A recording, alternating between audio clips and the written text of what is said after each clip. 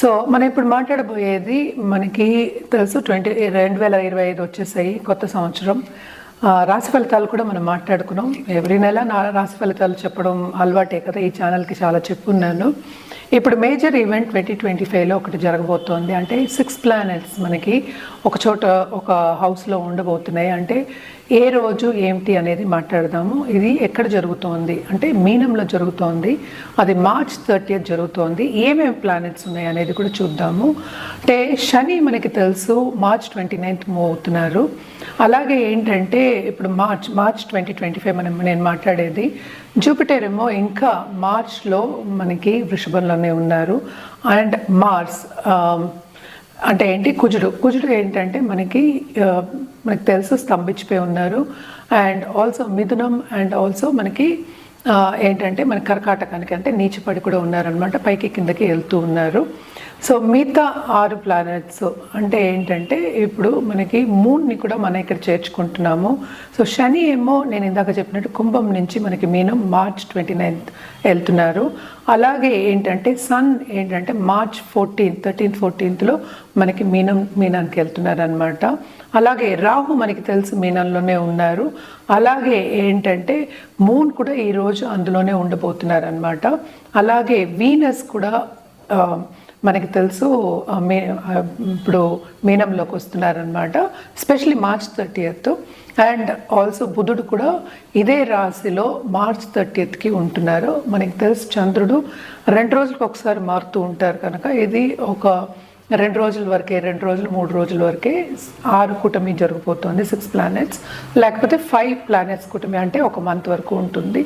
దీన్ని బట్టి ఏంటంటే మిగతా రాసుల వారికి ఎలా ఉంటుంది, ఏ రాసుల వాళ్ళకి ఎలా ఉంటుందో మనం మాట్లాడబోతున్నాము. ఫస్ట్ ఏంటంటే మనకు చెప్పాల్సింది, ఎప్పటికైనా సరే మిశ్రమ ఫలితాలు మనం ఎక్కువ చెప్తూ ఉంటాము. అంటే ఏంటంటే కొన్ని విషయాల్లో బాగుంటే కొన్ని విషయాల్లో బాగుండకపోవచ్చు. అలాగే అన్ని రాసులకి బాగుండాలని లేదు కదా. సో ఏమేమి రాశికి చాలా బాగుందో మనం చూద్దాము. మీనానికి బాగుంటుంది, మేషానికి బాగుంటుంది, అలాగే ఏంటంటే మిథునానికి బాగుంటుంది, అలాగే ధనుర్కి బాగుంది అని చెప్పాలన్నమాట. అండ్ ఆల్సో ఏంటంటే కర్కాటకానికి బాగుంటుంది ఈ కూటమి మూలాన్ని. ఎప్పటికైనా 2 గ్రహాలు కలిసినప్పుడు మనం ఏంటంటే యోగం అని మాట్లాడుతూ ఉంటాం. అది రాజయోగం అవ్వచ్చు, అవయోగం కూడా అవ్వచ్చు అనమాట. సో ఎవరికి ఏ రాశి వాళ్ళకి రాజయోగం ఉంది, ఏ రాశి వాళ్ళకి కొంచెం తక్కువ ఉంది, ఏ రాశి వాళ్ళకి మిశ్రమ ఫలితాలు ఉన్నాయనేది చూద్దాం. ఎప్పటికైనా సరే మనం మాట్లాడేది ఏంటి, పరిహారాలు చేసుకుంటే కొంతవరకు ఏంటంటే కొంచెం ప్రభావం అనేది తగ్గుతుంది. కనుక అందరికీ చెప్పేది జనరల్గా రెమెడియల్ మెషర్స్ చేయాలంటే ఎప్పటికైనా మనం చెప్పేది శక్తికి, అంటే ఏంటి అంటే మనకి పరాశక్తికి మనం పూజలు చేసుకుంటే కనుక, లేకపోతే నిత్యం పూజలు చేసుకుంటే, లేకపోతే తలుచుకుంటే కనుక కొంతవరకు మనకి నెగటివిటీ అనేది బ్యాలెన్స్ అవుతుంది, మనకి పాజిటివ్ బ్యాంక్ బ్యాలెన్స్ అనేది గ్రో అవుతుంది అనమాట. సో పాజిటివ్ బ్యాంక్ బ్యాలెన్స్ ఉంది అనుకుంటే, అంటే థాట్సే కదా, మనం మంత్రాలు చేసినా మనం పూజలు చేసినా ఏదైనా మన ఏంటి సంకల్పంతోనే చేస్తూ ఉంటాం కనుక తప్పక పాజిటివిటీ పెరిగితే కనుక లైఫ్లో ఎప్పటికైనా ఏంటి పాజిటివ్ దశ అనేది కనిపిస్తుంది. అలాగే మంచి ఉన్నత వ్యక్తులతో సత్సంబంధాలు ఏర్పడి మీకు కెరియర్ కానీ లేకపోతే లైఫ్ కానీ బాగుంటుంది. ఎందుకంటే ఏదైనా సరే ఇంటర్పర్సనలే కదా.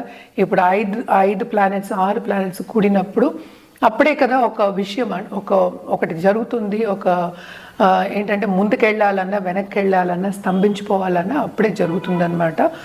To go forward are to walk in the path అని చెప్పచ్చు.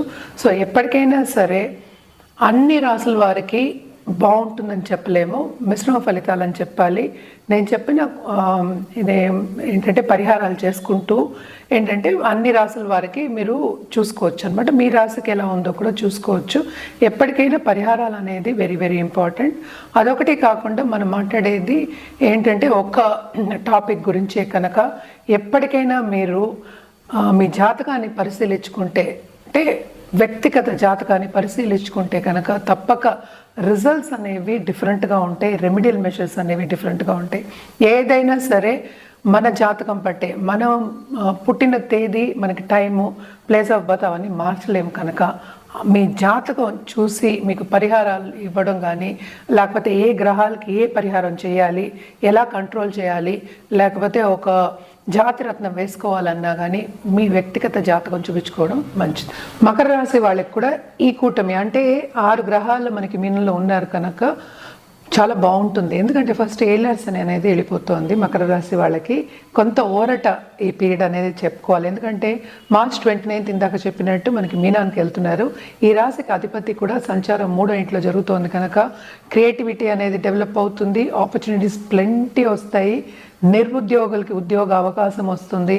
అలాగే ఏంటంటే శ్రమపడి చదువుకున్న వాళ్ళకి, ఇప్పటివరకు సక్సెస్ అవ్వని వాళ్ళందరికీ ఊరట, మంచి దారి అనేది కనిపిస్తుంది, ముందుకెళ్ళే ఛాన్సెస్ అనేవి ఎక్కువ కనిపిస్తున్నాయి. బాగుంటుంది అంటే ఈ కూటమి మూలాన్ని మీకు బాగుంటుందని చెప్పాలన్నమాట. అలాగే 7th లార్డ్ కూడా మనకి 3rd హౌస్లో ఉన్నారు, ఆయన 4th అంటే చంద్రుడు. అందుకనే 6 గ్రహాల కూటమి అన్నాం. 5 గ్రహాల కూటమి కూడా వీళ్ళకి చాలా బాగుంటుంది. అలాగే మనం చూసాము అంటే మనకి 10th లార్డ్ ఎగ్జాల్టేషన్లో ఉన్నారు కనుక తప్పక ఏంటంటే కెరీర్ డెవలప్మెంట్ బ్రహ్మాండంగా ఉంటుంది. వీనస్ రాహు కలిసి ఉన్నారు కనుక కొంతవరకు ఏంటంటే మన ఫ్రెండ్స్ దగ్గర కానీ అంటే ఎక్స్టెండెడ్ ఫ్యామిలీ దగ్గర కానీ కొంచెం జాగ్రత్తగా ఉండడం అనేది మంచిది. ఎందుకంటే ఏదైనా మనకి అలవాటు అంటే చెడ్డవాళ్ళు మనకి టచ్లోకి వస్తారు అని చెప్తూ ఉంటాం కదా, అలా రాకుండా చూసుకోవాలి, కొంచెం జాగ్రత్తగా ఉండడం అనేది మంచిది. కెరీర్ డెవలప్మెంట్ అయితే బ్రహ్మాండంగా ఉంటుంది, బిజినెస్ డెవలప్మెంట్ కూడా చాలా బాగుంటుంది ఈ కూటమి మూలాన్ని చెప్పాలన్నమాట.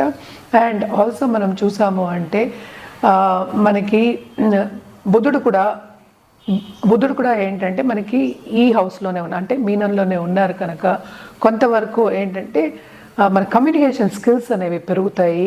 ఆన్లైన్ బిజినెస్ నేను ఇందాక చెప్పినట్టు బిజినెస్ చేసే వాళ్ళకి బ్రహ్మాండంగా ఉంటుంది, కొత్త కొత్త బిజినెస్ ఆపర్చునిటీస్ వస్తాయి. అలాగే కెరియర్ డెవలప్మెంట్ అనేది పెరుగుతుంది. కొత్తగా బిజినెస్ చేయాలనే వాళ్ళకి లేకపోతే ఇన్వెన్షన్స్ చేసే వాళ్ళందరికీ తప్పక ఈ ఫ్యూచర్లో మంచివి కనుగొని ముందుకు సాగే ఒక ఈ గ్రహకూటమి అని చెప్పచ్చు, మంచి సపోర్ట్ ఇస్తుంది మకర రాశి వాళ్ళకి. అండ్ ఆల్సో పరిహారాన్ని విషయానికి వస్తే కనుక శనికి పరిహారం చేయాలి తప్పక ఫస్ట్. ఎందుకంటే ఈ మూమెంట్ స్టార్ట్ అయినప్పుడు కొంచెం డిఫికల్ట్ అవ్వచ్చు, కానీ అది కూడా పాజిటివ్ రిజల్ట్సే కనిపిస్తుంది కనుక పరిహారాలు చేస్తే ఇంకా బాగుంటుంది. తప్పక శనికి నవగ్రహాల చుట్టూ ప్రదక్షిణ చేయడం 108 సార్లు చేయడం మంచిది. అలాగే శని స్తోత్రం చదువుకోవడం మంచిది. అలాగే ఏంటంటే ధర్మక్షేత్రాలు సందర్శించడం, శని సింగపూర్ కానీ లేకపోతే శని ఉన్న ఒక టెంపుల్స్ కానీ వెళ్ళి సందర్శించుకోవడం మంచిది. ఎప్పటికైనా సరే మన చేతితో దానం ఇవ్వడం ఇంకా మంచిదన్నమాట. ఆ రోజు ఒక నల్ల కుక్కకి మనం ఆహారం పెట్టడం అంటే సాటర్డే నేను చెప్పేది ఈ నెలన్నర రోజు పెట్టడం మంచిది. అంటే 6 శనివారాలే వస్తాయి కనుక పెట్టడం మంచిది. అండ్ ఆల్సో కొంచెం బ్లాక్ ఎక్కువ వాడడం మంచిదన్నమాట. ఇలా పట్టినప్పుడు తప్పక ఏంటంటే వీళ్ళకి పార్ట్నర్షిప్ బిజినెస్లో కూడా చాలా బాగుంటుంది, బ్రహ్మాండంగా ఉంటుంది. వేరే బ్రాంచెస్ పెట్టే ఛాన్సెస్ కూడా ఎక్కువ కనిపిస్తున్నాయి, సడన్గా డబ్బు వచ్చే ఛాన్సెస్ కూడా ఎక్కువ కనిపిస్తున్నాయి అన్నమాట. ఇవన్నీ బాగుంటాయి కనుక కుంభరాశి వాళ్ళకి కూడా చాలా బాగుంటుందని చెప్పుకోవాలి. ఏంటంటే అన్నిట్లోనూ బాగుంది. హెల్త్ విషయం కొంచెం జాగ్రత్త చూసుకోవడం, సెన్సిటివ్గా అంటే బ్లడ్ రిలేటెడ్ ప్రాబ్లమ్స్ ఏమి రాకుండా చూసుకోవడం మంచిది. అలాగే ఇంట్లో ఉన్న పెద్దల హెల్త్ సెన్సిటివ్ అయ్యే ఛాన్సెస్ ఉన్నాయి, ఖర్చు కొంచెం ఎక్కువే ఉంటుంది కనుక ఫైనాన్షియల్ ప్లానింగ్ కూడా చేసుకోవడం చాలా మంచిదన్నమాట. మన పరిహారాల విషయానికి వస్తే కనుక తప్పక ఫస్ట్ మనం ఎప్పటికైనా సరే రాహుకి అలాగే శనికి కూడా చేయవలసి వస్తుంది. అలాగే జూపిటర్ అంటే గురువు కూడా చేయాలి కనుక నవగ్రహాలకి చేస్తే చాలా మంచిది. మనకి తెలుసు వచ్చే రోజులు కూడా మనకి అన్ని కూటమి ఈ వీడియో చేసేప్పటికీ మనకి ఇంకా సంక్రాంతి కూడా రాలేదు. తప్పక మనకి సన్ గాడ్కి మనకు అర్ఘ్యం ఇవ్వడం, ఇవన్నీ చేయడం, నవగ్రహ స్తోత్రాలు చదువుకోవడం, కంటిన్యూస్గా గుడికి వెళ్ళి నవగ్రహాల చుట్టూ ప్రదక్షిణ చేయడం మంచిది. అలాగే ఏంటంటే ఒక వృద్ధాశ్రమంకి వెళ్ళి తప్పక వృద్ధులకి చెప్పులు కొనిపెట్టడం, అట్లీస్ట్ మినిమం 12 చెప్పులు కొనిపెట్టడం అనేది చాలా మంచిది. అండ్ ఆల్సో మనకి ఇప్పుడు చలికాలం కనుక తప్పక వాళ్ళకి క్లోత్స్ అంటే బట్టలు దానం ఇవ్వడం, పాత బట్టలైనా ఇవ్వచ్చు, మనకు కొత్త బట్టలైనా కొని ఇవ్వచ్చు. వాళ్ళకి కావాల్సిన బట్టలు కొని ఇవ్వడం అనేది అట్లీస్ట్ ఒకరికైనా కొని ఇవ్వడం చాలా మంచిది. అలాగే ఒక నిండు బ్రాహ్మణుడికి తప్పక వాయనం ఇవ్వడం అనేది మంచిది అనమాట. వాళ్ళ ఆశీర్వాదం తీసుకోవడం మంచిది. ఎప్పటికైనా సరే ఒక బ్రాహ్మణ అంటే చదువుకున్న బ్రాహ్మణుల ఆశీర్వాదం తీసుకున్నప్పుడు తప్పక గురు బ్లెస్సింగ్స్ అనేవి మనకి ఉంటాయి కనుక అటు శని బ్లెస్సింగ్స్, గురు బ్లెస్సింగ్స్, అటు రాహు బ్లెస్సింగ్స్, అన్ని బ్లెస్సింగ్స్ మనకి కావాలి కనుక నవగ్రహ స్తోత్రం చదువుకోమని, నిత్యం చదువుకోమని చెప్తున్నాను అనమాట. లేకపోతే సూర్యుడికి అర్ఘ్యం ఇవ్వడం, ఎందుకంటే అన్ని ప్లానెట్స్కి అధిపతి మనం సూర్యుడే చెప్పుకుంటాము. అర్ఘ్యం ఇవ్వడం చాలా మంచిది.